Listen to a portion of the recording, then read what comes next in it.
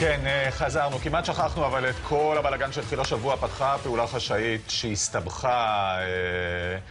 מה שהעלה כמובן לדיון ולמחשבה על החיים, האלה שאנחנו לא יודעים עליהם כלום כשאנחנו ישנים בשקט בלילה.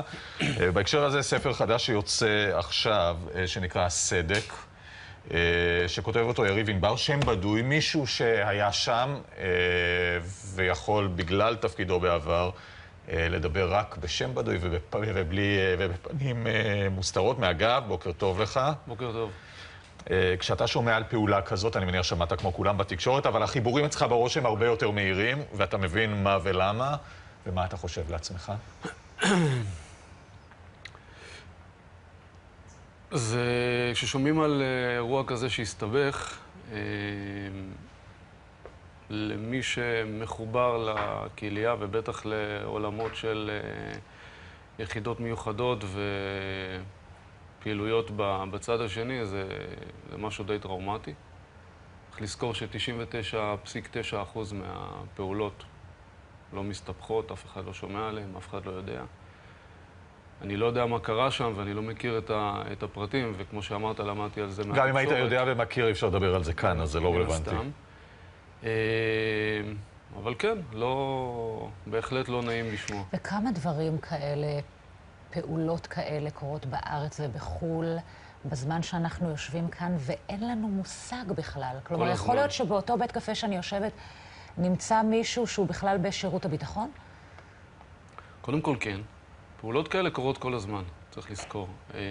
אנחנו בדרך כלל שומעים על פעולות מהסוג הזה רק כשהן מסתבכות, או כשיש להם קצה אלים, נקרא לזה ככה, שמלכתחילה הוא היה אמור להיות אלים.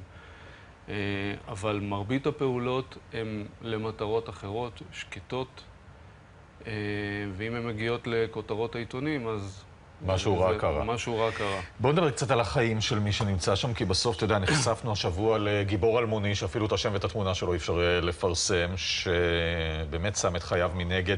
הוא שילם בחייו כדי שאנחנו נשב כאן ונחיה ברמה הכי פשוטה של הדברים. תכניס אותנו לעולם של הלוחמים עצמם. זה יכול להיות בכל אחד מארגוני הביטחון. זאת הסיבה, אני חושב, גם שכתבתי את הספר. בדרך כלל, כשחושבים על היחידות האלה, על הלוחמים האלה, חושבים, הציבור, או מי שלא מכיר, חושב על רגעי הפיק. ניקח את הדוגמה הכי מפורסמת שאפשר לתת מהתקופה האחרונה, זה אותו ארכיון גרעין איראני. אז אני מניח מי שראה את אותה מסיבת עיתונאים, בעצם מי לא ראה, יושב ומה שעובר לו בראש זה רק התסריט של אותו רגע שנכנסים לוחמים לאותה כספת ועושים את מה שעושים והם יוצאים. זה פיק שהוא אחוז כל הפעולה. בסופו של דבר, האנשים האלה פועלים בזהות בדויה, במקומות רחוקים, בלי יכולת חילוץ אמיתית, שהם צריכים להסתמך רק על הלשון שלהם, על ההכשרה שלהם ועל היכולות האישיות.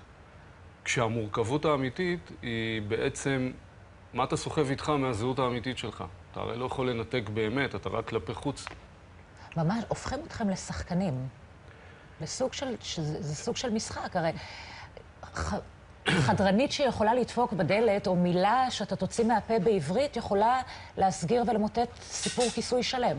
נכון, האנשים האלה, מי שעושה את זה, אותם לוחמים, אגב, מבלבלים לפעמים וקוראים לזה סוכנים, אנחנו לא מסוגלים לשמוע את הבלבול הזה. סוכן זה של הצד השני. כן, סוכן זה משת"פ, זה משהו אחר לגמרי, ולא סתם עושים את ההבחנה הזאת, זה לוחם, ולוחם יש לו הכשרה, וההכשרה שלו במקרה הזה, בשונה מלוחם בגולני או בצנחנים, שצריך לדעת לכוון ולראות ולפגוע ולהתנגש עם הצד השני, פה ההכשרה היא אחרת, ואתה סוג של שחקן, רק בתיאטרון אמיתי של החיים.